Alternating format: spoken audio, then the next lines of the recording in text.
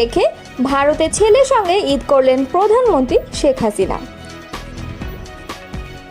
দেশ ছাড়ার আগে আত্মীয়দের ইংরেজি বার্তায় বিভ্রান্তি সৃষ্টি করলেন প্রধানমন্ত্রী শেখ হাসিনা। রাজনীতিতে নতুন বার্তা দিচ্ছে ইউনূস তারেক বৈঠক, এমনটাই মনে করছেন রিজভী। জাতীয় পার্টি ছিল আওয়ামী লীগের দালাল, বক্তব্য রেখেছেন আক্তার। এতক্ষণ শুনছিলেন সংবাদ শিরোনাম, এবারে বিস্তারিত। ছাত্র জনতার অভ্যুত্থানের মুখে প্রধানমন্ত্রীর পদ থেকে পদত্যাগ করে পালিয়ে ভারতে আশ্রয় নিয়েছেন শেখ হাসিনা। বর্তমানে তিনি দিল্লিতে একটি সেফ হাউসে আছেন। সেখানেই এবারের ঈদ উল আজহা পালন করেছেন এই স্বৈরাচারী শাসক। তার সঙ্গে ঈদ উদযাপন করতে যুক্তরাষ্ট্র থেকে ভারতে এসেছেন ছেলে সজীব ওয়াজেদ জয়। বুধবার এই তথ্য জানিয়েছে ভারতীয় সংবাদ মাধ্যম হিন্দুস্তান টাইমস। নাম গোপন রাখার শর্তে একটি সূত্রের বরাত দিয়ে মঙ্গলবার সংবাদ মাধ্যমটি তাদের প্রতিবেদনে জানিয়েছে, ঈদ উল আজহার আগে জয় ভারতে আসেন মূলত শেখ হাসিনার সঙ্গে ঈদ উদযাপন করতে দেশটিতে এসেছেন জয়। গত বছরের 5 অক্টোবর ছাত্র জনতার অভ্যুত্থানে পালিয়ে ভারতে চলে যান শেখ হাসিনা। ওই সময় পালিয়ে যান কেন্দ্রীয় আওয়ামী লীগের বেশিরভাগ নেতাকর্মীও। দেশে যেসব নেতাকর্মী রয়েছেন তারা এখন কুলহারা। তারা এখন পালিয়ে বেড়াচ্ছেন বিভিন্ন জায়গায়। তাদের অনেকেই ঈদের দিনও বাড়িতে থাকতে পারেননি। নেতাকর্মীদের এমন পরিস্থিতিতে রেখে মা ছেলে ঈদ করলেন ভারতে। ভারতের কোনো সরকারি কর্মকর্তা জয়ের ভারতে আসার ব্যাপারে কোনো মন্তব্য করেননি বলে জানিয়েছে হিন্দুস্তান টাইমস। তবে জয়ের ভারতে আসার বিষয়টি নিশ্চিত করে আওয়ামী লীগের একটি সূত্র জানায়, জয় মূলত তার মায়ের সঙ্গে ঈদ করতে ভারতে এসেছেন। গত বছরের আগস্টে ভারতে আসার পর প্রথম দর্শনার্থী হিসেবে জয়ের সঙ্গে দেখা করেছেন শেখ হাসিনা। নাম প্রকাশে অনিচ্ছুক আওয়ামী লীগের বেশ কয়েকজন নেতা ক্ষোভ প্রকাশ করে বলেন, দেশে দলের নেতাকর্মীদের বিপদে ফেলে ছেলের সঙ্গে ভারতে বসে ঈদ উদযাপন করছেন আওয়ামী লীগ সভাপতি শেখ হাসিনা। দলীয় নেতাকর্মীদের না জানালেও দেশত্যাগের আগে ঠিকই আত্মীয় স্বজনকে ইংরেজিতে খুদে বার্তা পাঠিয়েছিলেন শেখ হাসিনা। এতদো সংশ্লিষ্ট গণমাধ্যমে প্রকাশিত একটি প্রতিবেদন সামনে এনে এই মন্তব্য করেছেন সাবেক প্রধানমন্ত্রী খালেদা জিয়ার সাবেক প্রেস সচিব জ্যেষ্ঠ সাংবাদিক মারুফ কামাল খান। বুধবার নিজের ভেরিফায়েড ফেসবুক পেজে এই মন্তব্য করেন তিনি। মারুফ কামাল খান বলেন, শেষ রক্ষা হচ্ছে না। এটা নিজে বুঝতে পারলেও হাসিনা তার দলের আর কাউকে তা বুঝতে দেননি। বিভিন্ন বাহিনীতেও প্রশাসনে যারা আছে তারা লেঠিল হয়ে কাজ করেছে, বুঝতে দেননি তাদেরকেও। তিনি কেবল ভেবেছেন তার নিজের ও নিকট স্বজনদের নিরাপত্তার কথা।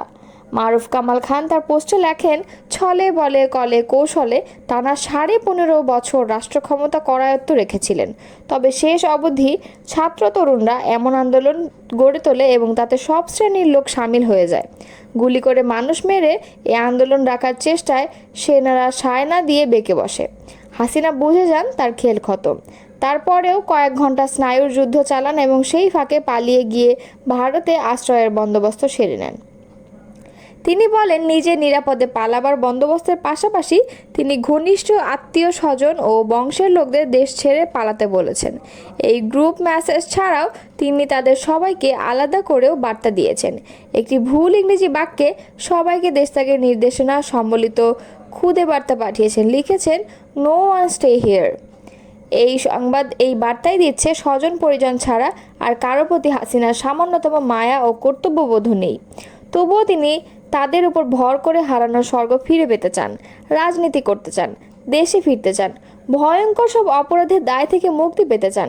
এসব লক্ষ্য অর্জনে রোজই নেতাকর্মী ও অনুগতদের উস্কানি দিচ্ছেন, তাদেরকে প্ররোচিত করছেন ঝুঁকি নিতে। তাদের কয়জন সাড়া দেবে হাসিনার আগুন খেলার ডাকে, যোগ করেন মারুফ কামাল খান। প্রসঙ্গত, কোটা সংস্কার আন্দোলনকে কেন্দ্র করে ছাত্র জনতার আন্দোলনের মুখে গত 5 আগস্ট প্রধানমন্ত্রী থেকে পদত্যাগ করে হেলিকপ্টারে দেশ ছেড়ে ভারতে পালিয়ে যান শেখ হাসিনা। এ সময় তার সঙ্গে তার ছোট বোন শেখ রেহানা ছিলেন। এরপর থেকে হাসিনা ভারতেই অবস্থান করছেন। বিএনপির সিনিয়র যুগ্ম মহাসচিব রুহুল কবির রিজভী বলেছেন, গোটা জাতি আজ লন্ডনের দিকে তাকিয়ে আছে। প্রধান উপদেষ্টা ডক্টর মোহাম্মদ ইউনূস ও বিএনপির ভারপ্রাপ্ত চেয়ারম্যান তারেক রহমানের মধ্যে যে বৈঠক হবে সেটি ঐতিহাসিক বৈঠক। এই বৈঠকের মাধ্যমে দেশের রাজনীতিতে সুবাতাস বইবে বলে বিশ্বাস করি। তিনি বলেন, এরই মধ্যে ডিসেম্বরে নির্বাচনের যৌক্তিকতা তুলে ধরেছে বিএনপি। যৌক্তিক সময়ে নির্বাচন হবে বলে জাতি প্রত্যাশা করে। আলোচনার মধ্যে দিয়ে নির্বাচন সহ সব সমস্যার সমাধান সম্ভব। বুধবার দুপুরে নয়াপল্টনে বিএনপির কেন্দ্রীয় কার্যালয়ে সাংবাদিকদের সঙ্গে মতবিনিময়ের সময় তিনি এমন মন্তব্য করেন। প্রতিবেশী রাষ্ট্রের কঠোর সমালোচনা করে রিজভী বলেন, প্রতিবেশী দেশ বাংলাদেশের প্রতি ভয়ঙ্কর বিদ্বেষপরায়ণ হয়ে উঠেছে। বিশেষ করে শেখ হাসিনার পতনের পর তারা হিংস্র হয়ে উঠেছে। বিদেশি তকমা দিয়ে প্রতিদিন পুশ-ইন হচ্ছে। পায়ে পাড়া দিয়ে ঝগড়া লাগানোর প্রচেষ্টা করছে। সীমান্ত এলাকায় পুশ-ইনের হিড়িক লেগেছে। বাংলাদেশ কি বর্জ্য ফেলার স্থান? প্রশ্ন রাখেন তিনি। দেশের লোককে বিদেশি বানিয়ে ভারতে বাংলাদেশে পুশ-ইন করতে চাইলে প্রতিবাদের পাশাপাশি প্রতিরোধ করবে বাংলাদেশ। ভারতকে মনে রাখতে হবে, অত্যাচার নিপীড়ন করে শেখ হাসিনাও টিকে থাকতে পারেনি, বলেন রিজভী। সম্প্রতি করোনার প্রকোপ বৃদ্ধি প্রসঙ্গে উদ্বেগ প্রকাশ করে তিনি বলেন, ভারতে এরই মধ্যে 7,000 মানুষ করোনায় আক্রান্ত হয়েছে। বাংলাদেশেও আক্রান্তের খবর পাওয়া গেছে। এরই মধ্যে একজন মারাও গেছে। এই বিষয়ে সরকারকে দ্রুত করণীয় নির্ধারণ করে প্রস্তুতি নেওয়ার আহ্বান জানাই। সুরক্ষার বিষয়ে স্বাস্থ্য মন্ত্রণালয়ের ভূমিকা উল্লেখযোগ্য নয় বলে মন্তব্য করেন রিজভী। পাশাপাশি ডেঙ্গুও মারাত্মক রূপ নিয়েছে। জনস্বাস্থ্য হুমকির মুখে পড়ছে। এজন্য সরকারের সঙ্গে জনগণকে আরও সম্পৃক্ত হওয়ার আহ্বান জানান রিজভী। ঈদযাত্রা ঘিরে সড়ক দুর্ঘটনায় প্রায় 57 জন মৃত্যুর সংবাদে উদ্বেগ প্রকাশ করে তিনি বলেন, বেপরোয়া গাড়ি চালানোর কারণে এই দুর্ঘটনা বেড়েছে। এছাড়াও ঈদে সমাজ বিরোধীদের দৌরাত্ম্যও ছিল।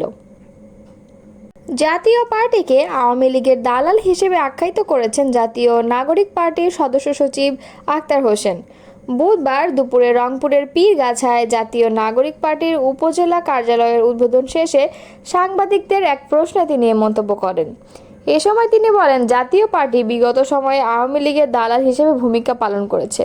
আওয়ামী লীগ মানুষের ভোটাধিকার হরণ করে যে ফ্যাসিবাদ কায়েম করেছিল, যে স্বৈরতন্ত্র কায়েম করেছিল, তার প্রধানতম রাজনৈতিক সহযোগী ছিল জাতীয় পার্টি। বাংলাদেশে যে ভোট ডাকাতি নির্বাচনগুলো হয়েছে, একপাক্ষিক নির্বাচনগুলো হয়েছে, তার প্রত্যেকটাতে বৈধতা দেওয়ার নাটক করেছিল জাতীয় পার্টি। তিনি আরও বলেন, জনগণের ভোটাধিকারের সঙ্গে যারা প্রতারণা করেছে, বাংলাদেশের মানুষের উপর জুলুম নিপীড়নের রাস্তাকে যারা উন্মুক্ত করে রেখেছে, তাদের বাংলাদেশের রাজনীতিতে আমরা আর প্রাসঙ্গিক মনে করি না। এনসিপির এই নেতা বলেন, বাংলাদেশে রাজনীতিতে তাদের যে জাতীয় আবেদন সেটা শেষ হয়ে গেছে। একই সঙ্গে জনগণের সঙ্গে তারা যে প্রতারণা করেছে, সেই প্রতারণার জন্য তারা এখনও জাতির কাছে ক্ষমা প্রার্থনা করেনি। সেক্ষেত্রে আমরা মনে করি, বিগত সময়ে যারা আওয়ামী লীগকে রাজনৈতিকভাবে সমর্থন দিয়েছে, আওয়ামী লীগের কর্মকাণ্ডের সঙ্গে যারা বিভিন্নভাবে নিজেদেরকে যুক্ত রেখেছে, সেই প্রত্যেক ব্যক্তিকে, প্রত্যেকটা দলকে যেন সঠিকভাবে আইনের আওতায় নিয়ে এসে বিচারের মুখোমুখি করা হয়। আক্তার হোসেন আরও বলেন, আমরা বাংলাদেশের মানুষের কাছে আহ্বান রাখব, আওয়ামী লীগ, জাতীয় পার্টি সহ ফ্যাসিবাদের যত দোসর আছে, তাদের সবার ব্যাপারে বাংলাদেশের মানুষ যেন সামাজিক প্রতিরোধ গড়ে তোলে, যাতে বাংলাদেশে যেন আর কখনোই আওয়ামী লীগ, জাতীয় পার্টির মতো স্বৈরাচারপন্থী কোনো দল বাংলাদেশের রাজনীতি করার সুযোগ না পায়। এজন্য বাংলাদেশের জনগণকে ঐক্যবদ্ধভাবে ফ্যাসিবাদ বিরোধী শক্তিকে কাজ করবার আহ্বান জানান তিনি। এদিন দুপুরে পীরগাছা উপজেলার পরিষদের সামনে জাতীয় নাগরিক পার্টির উপজেলা কার্যালয়ের উদ্বোধন করেন আক্তার হোসেন। এনসিপি নেতা শামীম হোসেনের সঞ্চালনায় এতে ইউনিয়ন পরিষদের সাবেক চেয়ারম্যান, মেম্বার এবং শিক্ষকসহ বিভিন্ন পেশাজীবীরা বক্তব্য রাখেন।